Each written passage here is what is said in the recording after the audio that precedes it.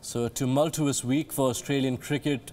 What do these developments mean for them going forward? Can Smith and Warner find a way back into the team once their bans end? Can the Australian team dramatically alter its team culture? To answer some of those questions, earlier today I spoke with former Australian coach John Buchanan, who led his team to 2 World Cup titles and now runs his own coaching academy in Brisbane. John, appreciate you taking out the time to speak with us. We've seen Cricket Australia hand out hefty sanctions, 12-month bans for Smith and Warner, captaincy bans as well. Do you feel the punishment is fair or is it a little too harsh? So look, in regard to the sanctions, I think they're reasonable. I think in terms of the actions, the amazing, astonishing actions that were taken by the 3 gentlemen in question, Stephen Smith, David Warner and Cameron Bancroft, they were not only foolish, but obviously they were against the law. They were illegal. They were cheating.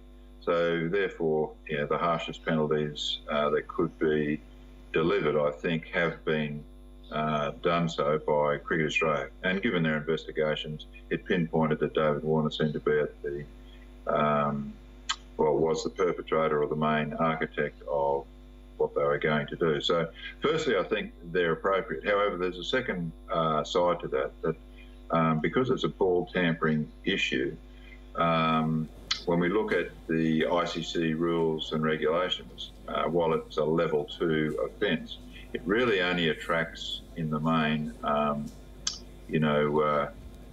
match fee loss percentages of. That would seem these days now possibly an inappropriate level. It would seem that possibly ball tampering, and the reason for ball tampering, as we know, is to get the ball to reverse swing. And reverse swing has become so important in world cricket. Therefore, quite possibly the whole concept of ball tampering should be reviewed by the ICC and elevated to a much higher level. And therefore, hopefully, that would obviously make it far riskier for anybody to attempt to do what these 3 gentlemen have done in South Africa. Like you mentioned, John, David Warner was identified in the probe as the mastermind of this ball tampering plan. There were multiple reports in the aftermath of the incident that Warner had fallen out with some of his teammates. He has a checkered past when it comes to behaviour on and off the field. Do you see him being able to make a comeback into this side once the ban ends, especially given the cultural changes that Cricket Australia wants to implement? Well, look, right at the moment, I would think that most people within the outfit and certainly within Cricket Australia would say no. But that, in a sense, becomes something that is a challenge for David Warner. If he, by the time the ban is completed and he still has a great desire to play cricket for Australia, then he will have had to clearly demonstrate that, as you mentioned, his behaviour on-field and off-field has dramatically changed and that he can fit within a new culture, a new ethos, at your word, that the team would be, hopefully, playing by that stage. Now, there have, of course, been a few controversies in Australian cricket over the years. The Kerry Packer revolution, Trevor Chappell's underarm ball, Shane Watson and Homework Gate in 2013. But none of them have shaken the beliefs of Australian cricket quite like this one. Ball tampering isn't that serious a crime, yet we've seen it happen many times. Why has this particular incident outraged Australia to this degree? Well, outpouring of emotion and outrage within Australia is that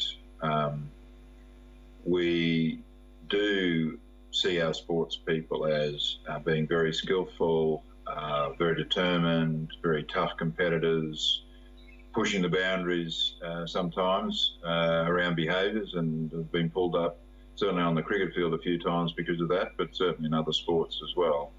But one thing Australians do pride themselves, or did pride themselves upon, was that the Australian cricket team was really the vanguard of Australian sport, nationally and internationally. It was the one sport that you would take around the world, and albeit it has a few hiccups here and there, but nonetheless it was still clean in inverted commas. And so what's happened here is, firstly, there's a cheating episode time that any Australian cricket team has really had that label placed upon it.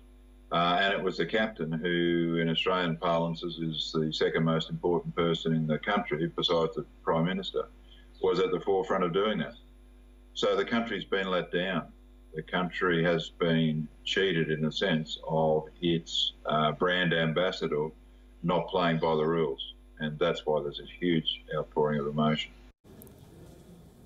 When we look back on the Australian team under your tenure, John, and yes, there was a lot of talk and chirping under Steve Waugh too, but generally speaking, there were hardly any behaviour incidents such as the ones we've seen with Warner.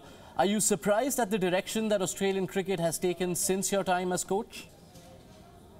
Yeah, so I guess from a distance, and it's always hard to really assess exactly what's happening when you sit outside the dressing room and you sit outside the dressing room from a long way away. But there was always a range of incidents seeming to occur that always seemed to raise some questions about how was the place actually operating. And that really stemmed, in my opinion, from when Andrew Symonds was released from the team in Darwin because of either drinking or not turning up to the sessions when he was supposed to. And there was a person who was just an incredibly valuable member of that Australian cricket team, not just because of the way he played, but because of his character and how he unified the team. Now, for him to get to a stage where those characteristics and those skills were no longer either appreciated, needed, or he wasn't delivering them, it suggested to me that things were on a bit of a slide. So that was really the first indication. And then, of course, you mentioned Watson and Homework Gate. And again, it really emphasised how the internal culture seemed to be very fragmented. And of course, that's why Darren Lehmann was appointed, because that's one of his great skills as a coach, about bringing a group of people together in a good short period of time, and it becomes a very, very enjoyable place to be around. But since then, I think we've seen various signs over time, not just in the Test arena, but in the one-day format and in the T20 format, and we've seen an inconsistency of results as well. We've seen a great turnover of players. So again, a number of things would be suggesting something is not quite as it should be. One final question, John. The bans on Smith and Warner have left Australia not only without two of their best batsmen, but also with a serious leadership vacuum across formats. Firstly, who do you think could emerge as leaders in the near term and for the 2019 World Cup in particular? And secondly, do you see Stephen Smith, who we saw really break down while addressing the media today, captaining the side ever again? Well, on your last point, I think the door's been left open there, hasn't it? He's been banned as a leader for 2 years, but therefore that has a finite time, and the opportunity may come for him to do that again. I would have thought it would be near impossible for him to captain the Australian cricket team again, no matter what the format, but nonetheless still be a very, very important part to the Australian playing group when he's back on the field and playing well. In terms of potential leaders, it may come from outside the group. But if we looked internally, I mean, it'll be interesting to see how Tim Payne handles his first Test match. Obviously, it's always a big job for a wicketkeeper to be entrusted with the role of captaincy, but it's not beyond possibilities that could happen. There's a young player, Mitchell Marsh, who leads his state and has captained Australia under-19s before, and currently is beginning to assert himself in the Test arena. We know that he can play the one-day format, all right?